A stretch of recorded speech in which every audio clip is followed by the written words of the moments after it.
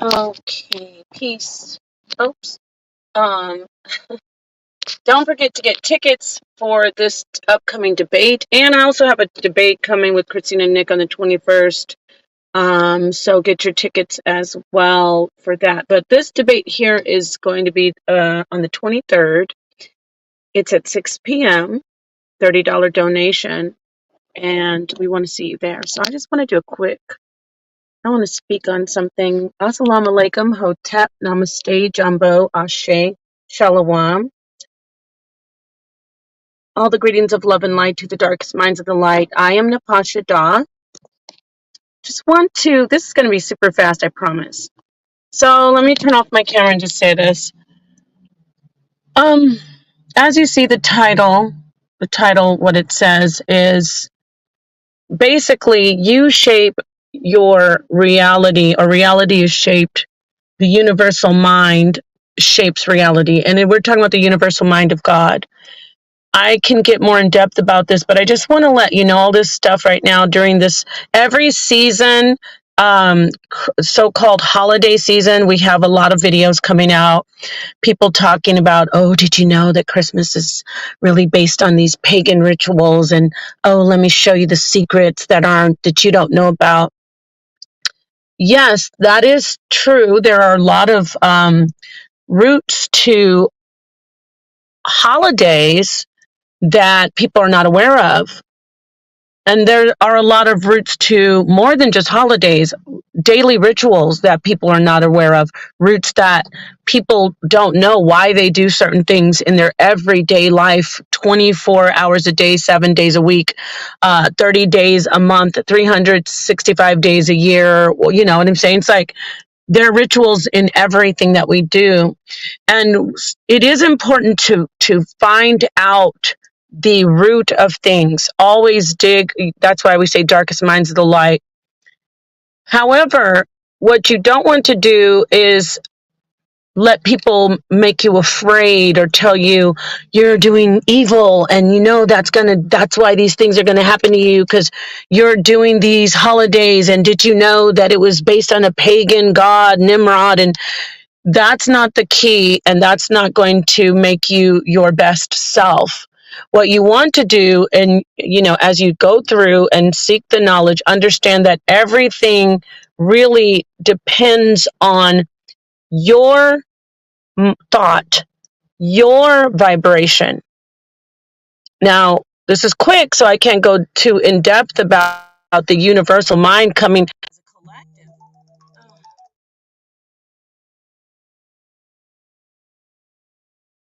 It never fails when I go live. It's like someone calls me on my phone when I'm on my phone. Please. Okay.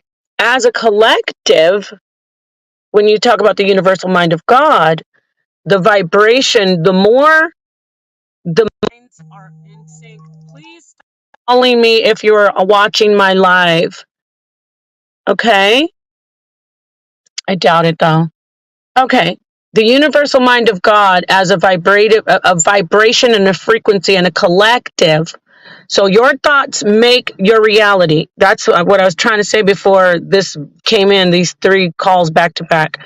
Your individual thought makes your reality, but your individual thought is linked in a universal mind. What people can say universal consciousness or collective consciousness, but I want to keep it very simple and say a universal mind, one frequency. So your thought, you as an individual person listening, you have your own individual thought that makes a reality. However, when that thought is the same frequency, when that thought is on the same frequency as someone else, when it resonates on the same frequency as another person, it builds, it strengthens. And when you have that a bunch of those different minds, individual minds with their own individual consciousness, individual mind, when they all are in unison, then that is a strength, and that affects the entire reality of the realm that we are in. Okay. So what I'm saying is you could have long ago, thousands of years ago, had Christmas, right? And it wasn't called Christmas. let's say it was the worship of Nimrod, and a group of people, a collective society said, this is the worship of Nimrod. We are taking these trees, we are worshiping this God that we've conceptualized, and we manifested it as Nimrod. Stay with me. That collective consciousness, those collective thoughts, those individual minds that come together resonating on the same frequency. Nimrod is God, these trees, this is worship for Nimrod. That collective consciousness at that time, and I really don't want to keep using the word collective consciousness, but that universal mind of God, I like to use that better. Why do I like to use that? Because, just stay with me, universal mind, if you don't want to say God, but that same frequency, and this is science, this is backed with science, this is not just pseudo or philosophical. Okay, this can be proven in as far as the laws of physics, quantum mechanics. We can prove this through the laws of thermogenics. A lot of stuff can prove this. Okay, so I digress. But we're talking philosophically really quickly. So you are all on the same frequency as a group. You're worshiping, or you're bringing the trees out to worship Nimrod. Then in that case, that vibration stays, it doesn't disappear, right? It stays in the universe. Because also I want to talk to you about what I call time stacking. That's something that a term that I created, which means that there is no past and there is no future, there is no present. Time is all at once. It's similar to actually the Einstein's theory of relativity, but I digress. I'll get into that later about entropy and everything and time travel, which is very much, it's been proven to be possible. I know I'm going off, digressing a little, but time travel has been proven to be possible into the future, especially. Not so much in the past, but definitely into the future. But isn't the future going to one day be the past? Get what I'm saying? So going back to this time when, which wasn't, we can't really say the past, but the time when there was a worship of Nimrod with this Christmas thing that we're talking about, a worship of Nimrod, right? They're all in that same frequency, and that energy made it real. It made that God real. It made that God powerful. When you now have, even though we're talking, yes, chronologically in a timeline, we're talking about thousands of years in the future. But even if it wasn't, even if it was right the next day, there's reasons it takes, time for people to stop worshiping, give it up, and change the frequency. But let's just say, let's talk about timeline. I'm not contradicting myself, but I need to speak this language so you'll understand. So now the frequency, each individual mind still makes reality. Now the frequency, even though there is an underlying tradition, even though there is an underlying original ritual, possibly, but how do we know that that ritual was even original, by the way? How do we know that that worship of Nimrod was an original worship? It wasn't. That's because if you know about cycling and nothing is new and what I call time stacking, you would know that not even that was an original ritual, Christmas, the worship of Nimrod. So stay with me. But it was documented. Okay. It was written down. And now, so we can read it historically. So now here we are, and here is Christmas again, right? We no longer are doing this because of winter solstice or sacrifice for crops, because we need the gods to hear us in the winter. We're not doing it because of that. So now each individual is putting out their reality. Oh, Christmas is for me to get see my children happy.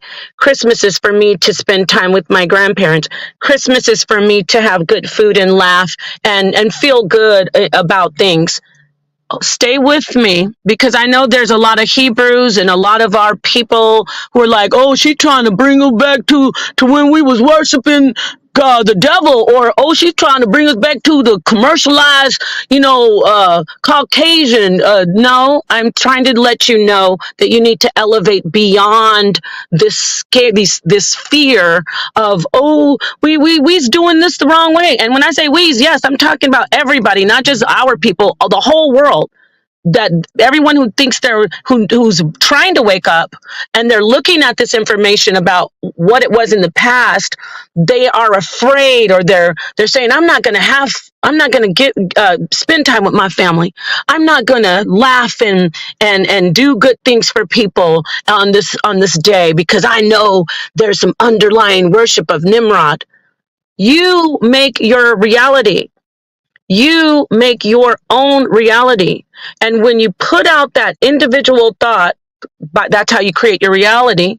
When you put out that vibration, others, it's almost like a magnet. It is magnetizing. Others magnetize to that frequency. And then it depends on how you strengthen, how many of you are doing something that has nothing to do with evil. Get what I'm saying? And you're doing this because everything is a ritual. Everything has a ritual behind it. Absolutely everything. I can prove that. Getting dressed, putting on clothing, you can go back and say, oh, this is when the priests, they dressed like this to sacrifice the children. You get what I'm saying? So all this stuff about, I don't want to do it, because you're going to be sitting in a closet. Okay? And even that is a ritual.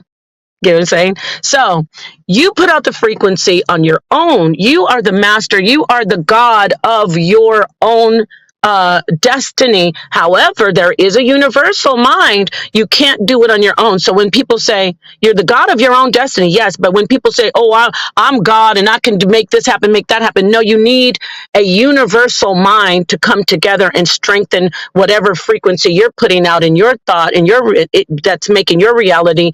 It makes a larger frequency or larger unison of thought, and that becomes the collective reality. Like, for instance, the things that happen bad in the world, so to speak, okay, the evil, I'm doing air quotes, that is because there is a collective, that's a stronger frequency, that's a stronger vibration of thought being put out. So we're definitely imbalanced. That's a stronger vibration of thought. So we must, if we are the ones putting out that negative thought for whatever reason, we have to be able to, or that destructive thought, we have to change that little by little so we can vibrate and make things better. So what I'm getting at is this.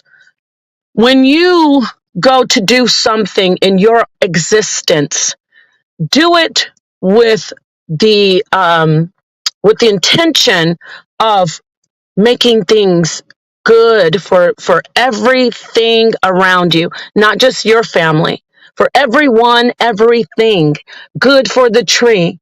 When you walk by something, let's say an animal that's dead on the side of the road, acknowledge the energy of that thing. So, may your spirit, be peaceful. When you see a tree, think of the beauty of that tree. You have to put out that reality. And when you see this holiday called Christmas, you have to put out a frequency of goodness. You have to put out a frequency of love and charity and generosity and compassion. You don't have to celebrate it. But when you do see others celebrate it, you have to put out a spirit of compassion and vibrate high and say, they're celebrating this for a collective universal mind of a reality that is not destructive, but for a reality that vibrates high and that is cleansing and that is nurturing, and it works. So you have to get rid of the fear. All these videos on the internet about, oh, Christmas is, let me show you the evil. And did you know that the balls on the tree are sacrificed babies, and the spirits, that the souls are going to be trapped? You are vibrating on a lower frequency, and you're actually, ironically, whether you think so or not, you're going back to that that moment that if you think it was evil, you're actually confirming a negative frequency that you're sending out. Yes, you are. So if you decide not to celebrate them, don't celebrate them. But don't push fear and don't push hatred toward those who are happy and doing it out of generosity and kindness and family unity. If you don't want to, don't do it. It's just that simple. However, always vibe high. And there was one more thing I put in the title. When you make your reality, which you do, okay, that actually literally shapes the tangible world. And I will get into this more later on, hopefully. The earth is round because collectively life is round in a sense. You heard the saying, well rounded. Life is balanced and well rounded. It is smooth. It doesn't have corners and edges, and it's not supposed to be lopsided. However, those who are pushing flat earth, their earth really is flat. Their earth really is asymmetrical. Their earth really is a hemisphere. But when you are in the universal mind that vibes high, if you're in that frequency with others who understand balance and well-roundedness, then your earth, your actual tangible world, the consciousness that will make this world round. I'll get more on that later. So this is definitely to let those who say flat earth. If your earth is flat, then your world is lopsided, you're imbalanced, you are afraid, and you're a fear monger. Now, does that mean that those who believe that the world or know that their world is round don't fearmonger? No, that doesn't mean that. But 100% flat earthers are fearmongers, and they revel and they love to be in that fear and push that fear. It makes them feel as if they're powerful for whatever hurt they've had, whatever imbalance that has taken place in their lives, in their minds. They push lopsided earth. That's what flat earth is. Because at first it started out as a pancake, then they said there's a dome, but it's still flat. So they're lopsided spiritually and emotionally. That doesn't mean they're not intelligent. It doesn't mean that they're not loving, but in that aspect, at the core, in their minds, in the universal mind, they're a part of all of the collective consciousness.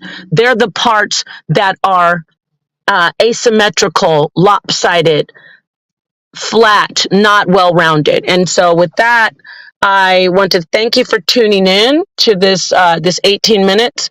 Leave some comments. Let me know what you think about this. I love you very much. I'm not looking in the chat, but peace to the darkest mind of the light who this resonates with. And we will talk soon. Thank you so much.